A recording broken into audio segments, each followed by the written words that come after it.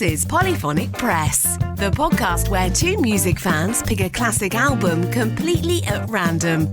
Using the patented random album generator, they are given an album to review from a curated list of over 1,000 classic releases, spanning multiple genres. And now onto the show.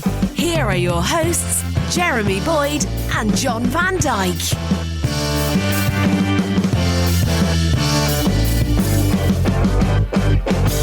Hey, welcome to Polyphonic Press. I'm Jeremy Boyd. And I'm John Van Dyke. And let's not waste any time. We've got the patented random album generator right in front of us here. So let's hit the button and see what album we're going to be listening to this week. And the album we're going to be listening to is Elliott Smith, Either Or. Okay. I know the name Elliott Smith, but I don't know much about his music. Yeah, I've heard the name too. I couldn't name a song though. But anyway, this is what it says on allmusic.com. It says that Elliott Smith's third album sees his one-man show getting a little more ambitious. While he still plays all the instruments himself, he plays more of them.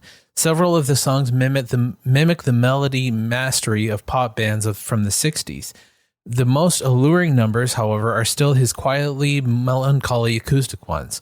While the full band songs are catchy and smart, Smith's recording equipment isn't quite up to the standards set by the Beatles and the Beach Boys. The humbler arrangements are better suited to the sparse equipment. Between the Bars, for example, plays Smith's strengths perfectly. He sings in his endearingly limited whisper of late-night drinking and introspection, and his subdued strumming creates a minor key mood befitting the mysterious of self. Angeles is equally ethereal. Smith's acoustic fingerpicking spins out notes which briskly move around a single atmospheric keyboard chord like oral minnows swimming toward a solitary light at the surface of the water. The lyrics are a darkly biting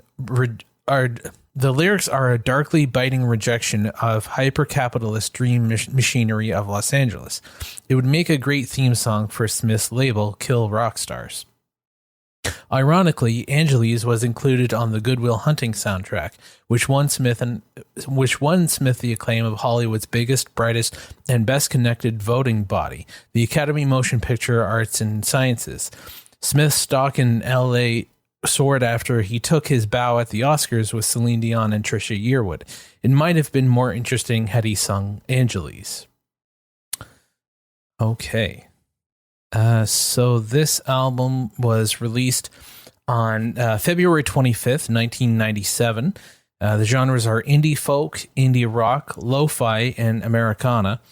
The label is Kill Rock Stars and produced by Elliott Smith, Tom Rothrock, and Rob Schnapp. And there are 12 songs on the album, and because it's released in the 90s, it was the primary format was CD, so there's really no side one or side two. So I guess what we'll do is we'll stop at the halfway point, which is after song 6. So the album starts with Speed Trials, and the first half ends with No Name number 5. So if you're listening along, which we encourage you to do, and we've linked the album in the show notes so you can get it on your preferred streaming service, you can stop halfway through at the after song number 6, and we'll discuss at the halfway point. And without further ado... There it is. Okay, so here is the first song on the album, and it's called Speed Trials. Here we go.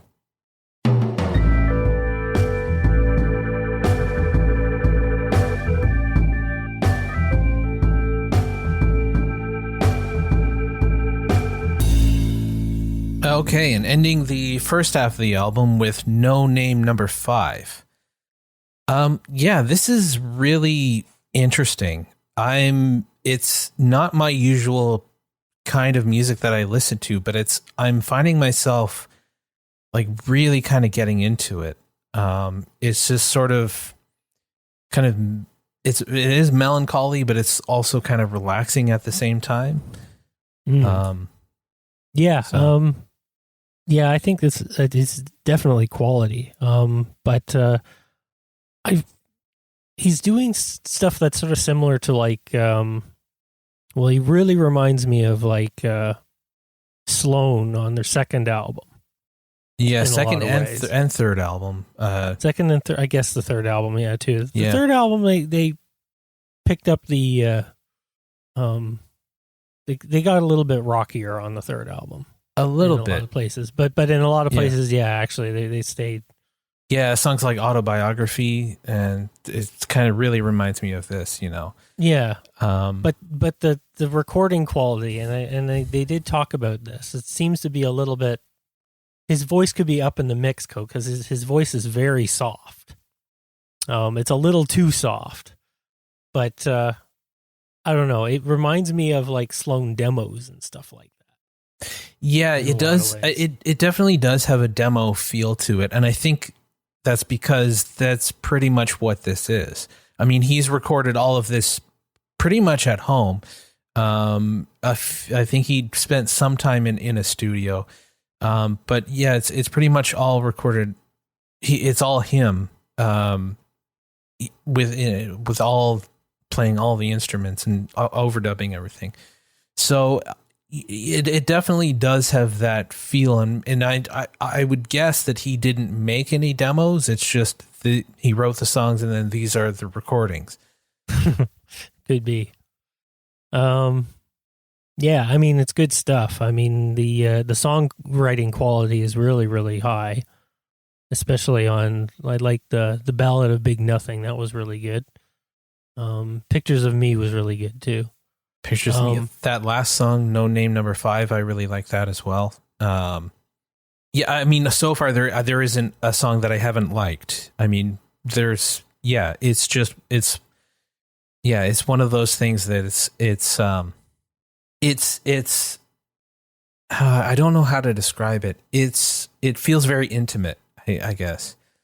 Yeah, he also sort of reminds me of like Sean Lennon's stuff, especially his earlier stuff. But yeah, it's just that he's got that sort of Beatlesque melody writing style in a few songs, actually in quite a few songs. But definitely a little bit more modern take on it. Yeah, I'm thinking like, a lot of the more acoustic stuff from like the White Album is coming up on here. Like, but also, you know, some other stuff from the Beatles too. Well, I would say that he's obviously using more modern equipment than what was used in the 60s. You can sort of hear that. Things are a little bit clearer, but not everything's balanced quite as much as I would have done it.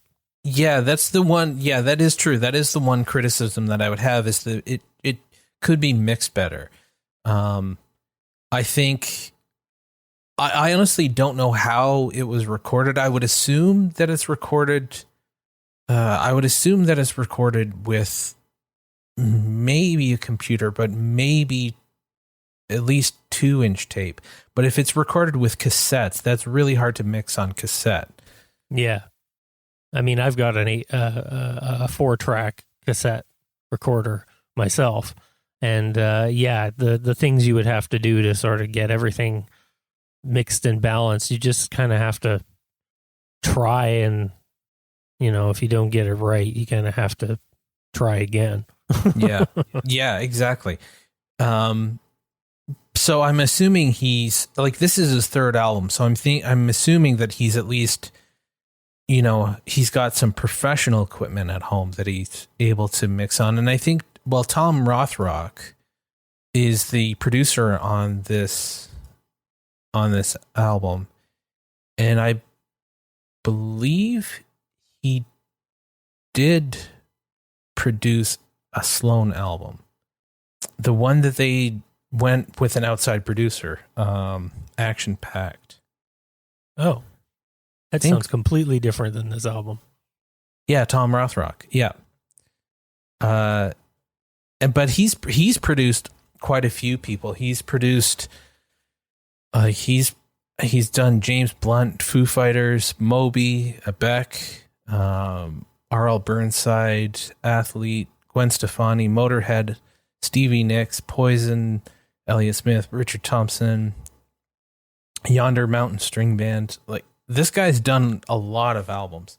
Yeah, and crossing a lot of different genres. Like with the first few you named off there, it's just like, okay, yeah, I can sort of see the genres the genre he's following, and then it just got names from all over the place, and I'm like, okay, he's not a one-trick pony. So, but yeah, this is obviously on the earlier side of some of the stuff he's done, I'm guessing. Yeah, I think so. I think, I think this is like where he started out, mostly. Yeah, this is pretty much at the beginning of Tom Rothrock's career. So, it's I do think maybe though they were going for that lo-fi sound. And perhaps the sort of mixing the vocals a little lower, it could be intentional. It could be. I mean, you get the vibe, but you miss the lyrics. And I think he's one of those guys who the lyrics are kind of important. So, I don't know. There's ways to mix and give it a lo-fi thing. Like, perfect example I can think of right now is Kevin Parker, Tame Impala. The way he records stuff, he gets like incredible moods, but his vocals are clear, even if they've got like, a lot of echo and other things on them, but you can understand what he's saying. So there are ways to do that, but I guess, I don't know, maybe technology limitations or equipment limitations, or this was 1997, so there were, computer programs and stuff like that to do stuff on. But but I don't know if they're using that. Yeah, I don't know if they're using that either. I'm thinking it's pretty low analog what they're doing, which again is also really cool. I know again, Tame Impala, a lot of the equipment he uses is pretty analog, but I think there's computers involved with the actual mixing and stuff like that. So, but then, okay, so that's the interesting question. Like with Tame Impala, being pretty popular now, do you think if this album were to be released like in that current sort of space, not necessarily the mainstream, but the space that Tame Impala occupies, do you think this would sort of do anything? Like, would this album have an impact? It's hard to say. It's definitely a different sort of thing. Whereas, like, Kevin Parker's stuff is pretty psychedelic. This isn't quite the psychedelic. It's a little bit more the, if I were to compare it to like Beatles albums, I would say it was more like Rubber Soul Revolver sort of stuff. Yeah, a little bit into the White Album. So it's kind of before and after the psychedelic era. I sort of get that, like more current. Maybe he's a little older now, but certainly 10, 15 years ago, he was doing a lot of stuff. I think, his name is, it's a guy, I think he plays the piano. It'll come to you. Bon Iver. Oh, yeah. Okay, yeah. Yeah, if you compare it to something like that, I think, actually, come to think of it, I think Elliott Smith's most of his stuff has become more popular in more recent years than I think it was at the time. Well, it has. It was pretty critically acclaimed when it came out, but it did not sell at all. Like, he wasn't famous at all. So this is on Wikipedia. It says either or was critically acclaimed. Stephen Thompson of the AV Club wrote that the album marks something of a thematic transition for Smith, noting brightness and a pop feel on either or, in contrast to the stark guy with acoustic guitar confessionals about drug abuse and darkness on Elliott Smith. So that's like a retrospective review. it was voted the 20th best album of 1997 in the Village Voice, which is a New York arts newspaper, on the Paz and Jop critics poll. Poll's supervisor, Robert Christgau, was less enthusiastic about the album, finding Smith tuneful if depressing, and believing that he could be too popular. He just doesn't want to be. That's all. So, okay, so it didn't really gain the establishment critics all that much, but I think it hit a nerve with younger people. Yeah, I think so. And again, his popularity has grown, although I still don't think he's like a household name. He's certainly he comes up in conversations a lot more often than I think he did around the late 90s. So I think putting him, I mean, if he had released the album, around the same time as Bon Iver was putting out stuff, I don't think it matters whether or not he recorded it in 97 or recorded it in 2007 or something, or 2017 or something like that. The fact that it's gaining more popularity around that time kind of shows that, that's kind of the time period it sort of belongs in a lot of ways. Yeah, that is true. That is a good point. Yeah. So I did manage to find a few facts about the album. As we discussed, it was mostly recorded at home in Portland, Oregon, and which gives it that intimate feel.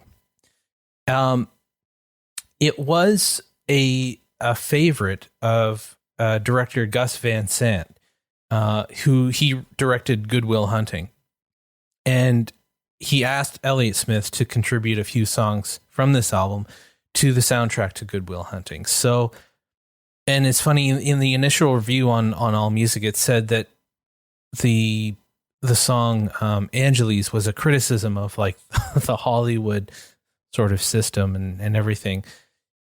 But it's funny. I think Good Will Hunt. There was a time in the 90s when independent movies were really popular, and Good Will Hunting is part of that.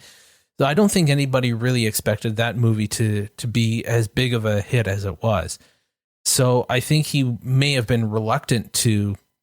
I think he was more than willing to give his songs to be included on the soundtrack, but sort of was not expecting the sort of rise in popularity. And I think that's what being on that soundtrack is sort of what drew more attention to him than this album itself. Yeah, could be. Yeah, and again, indie films have sort of, they get a resurgence every once in a while. Like I know about around the mid 2010s, they were all over Netflix. Yeah.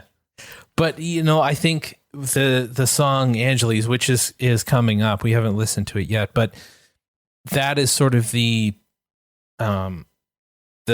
sort of big song that criticizes the scene, the sort of types of people that live in Los Angeles and that are, I don't know what the word is, but just sort of like the sort of superficial nature of Hollywood and sort of the whole city, not necessarily the artists or anything like that, but there's it attracts a lot of those kinds of people. On that happy note, I guess we'll get into the second side of the album. Yeah, so before we do that, let's hear from our friends over at the podcast Getting Down and Wordy. So check that out. Riz. Greetings. Gendered language. Onomatopoeias. The ick. What makes some words sound funny? Why just listen to music when you can overanalyze the words in the songs? Music, language, and Eurovision all crammed into one podcast. Getting down and wordy with Russell and Hannah. Whoa, whoa, whoa. Find us anywhere you listen to podcasts. Hey there, music lovers. Welcome to the All About Me podcast, where we dive deep into the world of music and the incredible people behind it. That's right. Each episode, we share stories, insights, and some laughs about our favorite songs and artists. Whether you're into rock, pop, hip-hop, or jazz, we've got something for everyone. Join us as we explore the beats that move us and the creators who inspire us. So, if you love music as much as we do, don't miss out. Catch us on Spotify, Amazon Music, Apple Music, or wherever you get your podcasts. We appreciate your energy and can't wait to share our musical journey with you. We'll now take a few seconds before we begin side 2. Thank you. Here's side 2. Okay, and ending the album with Say Yes. Yeah, I really enjoyed this album. It's not without its flaws. With, like you were saying, with the production and some of the mixing, his voice could be mixed a little louder. But overall, I think I really enjoyed this one. Yeah, I think it's actually pretty good. Songwriting is really high quality for sure. Yeah, I know. I mean, that's what I like about this kind of stuff is, yeah, it's fun to write a really, a great catchy song, but, sometimes you want to listen to something that's honest and that's as corny as it sounds, it comes from the heart. And, it's good that he's doing it in a way that, even though like this, the kind of production sort of lends itself to that, and yes, his voice could be mixed a little better, but that's really a minor complaint overall. I think, his songwriting it's something you can get used to. Yeah, exactly. I think that the first song, it was definitely a little too low. Through the rest of it, if you're listening close enough, you can make out stuff. It's still a little down in the mix, but it's not bad. Yeah, I think this album overall it